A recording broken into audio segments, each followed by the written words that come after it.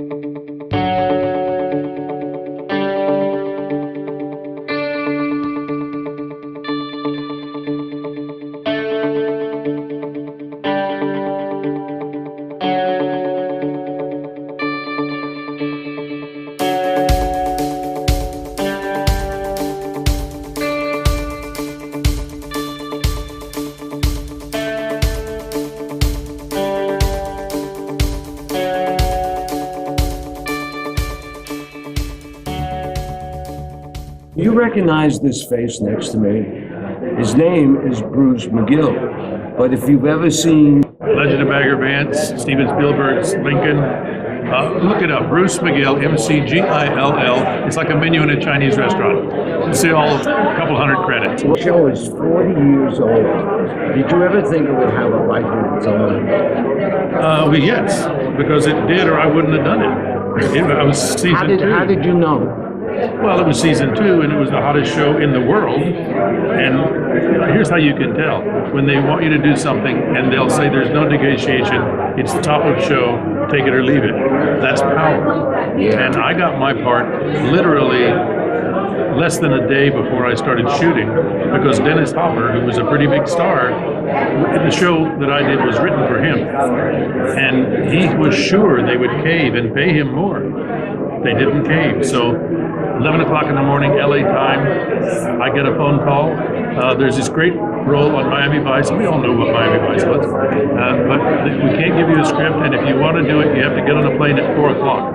I mean, that was barely time to pack and go to the airport. You know, LA, it can be 2 hours from where I was to get to the airport. So did you have a feeling about this, that this could be a breakthrough for you? No, I didn't think about it that way. I just was looking to do good and interesting parts, and I didn't do much TV at the time. And I knew the show, of course, and it had been really a breakthrough show for network television. The look of it, the music, the soundtrack, just all of it. And all the people involved. And I knew Don from beforehand, and I knew Eddie Almus. We'd done a film together. And, I was looking for a job. Like, Eddie, you've been an actor. You know, if it's not just going to be horrible, you say, sure, I'll do it. I didn't realize the extent to which this role needed help. It was kind of underwritten. There was a suggestion of the character I played had been the Crockett of the Metro Police Department, which was called then Top Cop, and he'd cracked up. And the reason he cracked up, we find out in the episode, is that he put together a case against a really bad guy, Tony Arcaro, and Tony got off on a technicality. The judge let him walk. That's the way it works now. He went to Flip City, vigilanted the guy, buried him in a wall. Now you cut to whatever, 15, 18 years later, and they're tearing down the house where he walled him up. So he comes out of the woodwork and shows up at the police station and tells Crockett and Tubbs, we're going to get this guy. And they look me up and they realize I was this really hot cop. So my guy is cracked.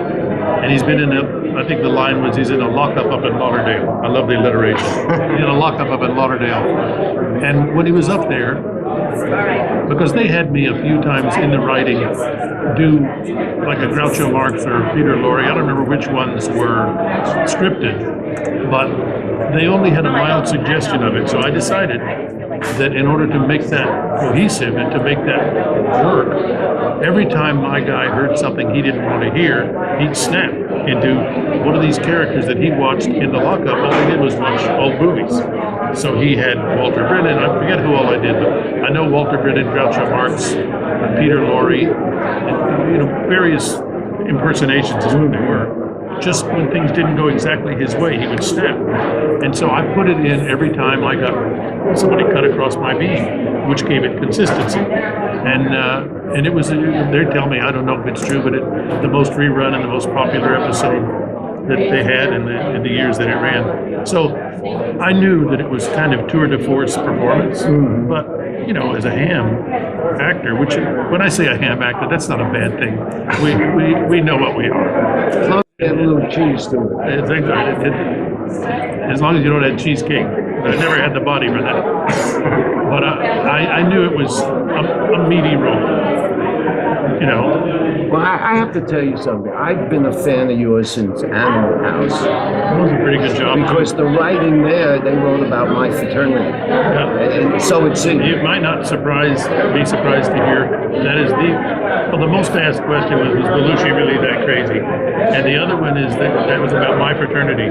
So what that does is tell you that it hit a universality of that experience.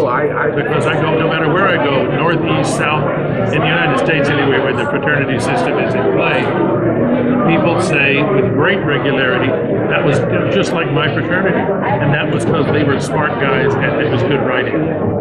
So what's in the future? I had just finished season 2 of a show, Taylor Sheridan show called Lioness on Paramount Plus, and I think they're still shooting, but I think it'll drop in October, and it's very well received. The streaming now is a global deal, so it's very successful, and they're already talking about season 3. So if that comes up and I'm invited, I will do that. That sounds good. It's good stuff. Something to look forward Morgan to. Freeman, Nicole Kidman, Zoe Saldana, Michael Kelly, myself, and then a bunch of young, good-looking people that do all the real work. Well, the cast is really talented. It is. It's almost guaranteed to make it a hit if the writing works. I'll promise you this, Taylor Sheridan can write. Yeah. He is really good. We're done. Nice meeting you. Nice talking to you. Thank you. My Thank you pleasure. very much.